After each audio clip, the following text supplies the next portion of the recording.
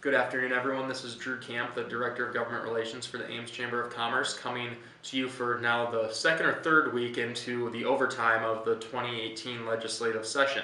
They did accomplish a few things this week as far as moving some things along, but there's still a lot of work to do.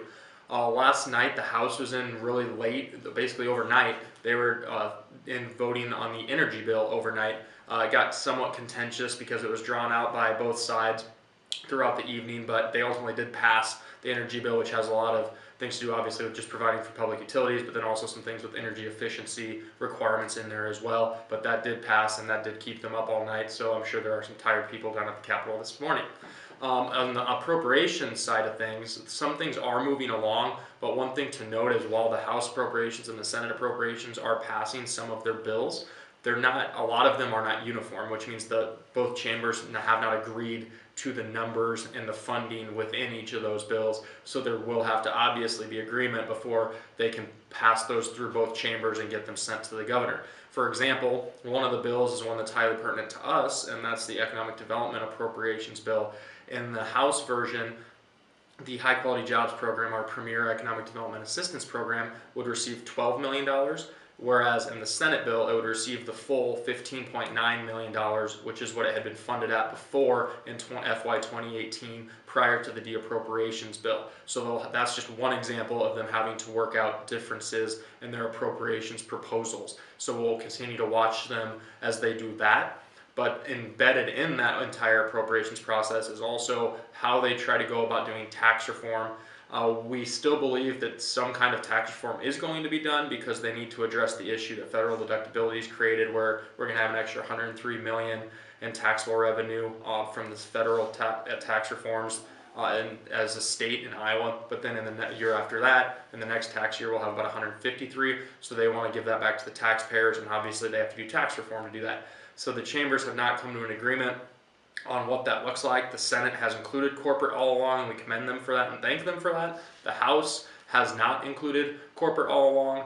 They actually came out with a bill a couple weeks ago that didn't even include federal deductibility, and that was something we've been working on with them on to try to move forward on. But they've been very close to the vest as to how the negotiations between the governor's office and the House and the Senate leadership are going. So frankly, there's not a lot to report as to what we know how those tax discussions are going. And if they're going to move forward with the appropriations process and move forward with the session, they have to figure out the tax issue as well, because that's embedded within it, as I said earlier. So we'll have to wait and see, hopefully early next week, what the chambers come out with, and if in fact they have come to an agreement, and what that will include, and then how we can hopefully impact that based on what we do see. So that will definitely be something we watch as we head into next week.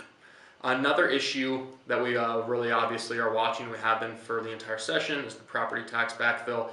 That's kind of not received a lot of attention, frankly, at least down under the Golden Dome over the last couple of weeks as they've been discussing so many different issues. But as far as we know from the last discussion they had, it's not going to be in FY 2019. The first phase of the elimination of that property tax backfill would be in FY 2020, and then it would be phased out. The time period, some say up to 6 years. The Senate had proposed a bill up to over 3 years, so obviously it's somewhere between 3 and 6. So we'll have to wait and see where that ends up landing. As far as the SAVE, or the Secure Advanced Vision for Education, a lot hasn't been done on that either, because as I said, the other issues have been taking up all the oxygen in the room, but there hasn't been any step back or setback in it, so we are not led to believe that it will not move forward, but we'll continue to monitor that situation as well, because that's highly important for the school districts throughout the county. So we do anticipate there to be quite a bit, hopefully, fingers crossed, to report next week. But that remains to be seen, because it all is dependent upon the appropriations and the tax discussion, which, like I said, has been very close to the vest, and no one really has a lot of insight into it. It's largely just speculation at this point. So we hope to get some clarity next week. And as far as adjournment goes, the word kind of going around right now is that it would seem like it would be the week of probably May 7th, which would then be by Friday, May 11th. So we hope that that will occur, because as they go further, they go on, the more the state spends, obviously, to continue operating the legislature when they would be adjourned per their 100-day calendar usually. So Please do come back and watch us next week. We hope to have quite a bit to talk about in the Appropriations and Tax Department, and hopefully it is good news, but that will remain to be seen until we find out some things next week. So thank you very much for watching, and have a very nice weekend. Thank you.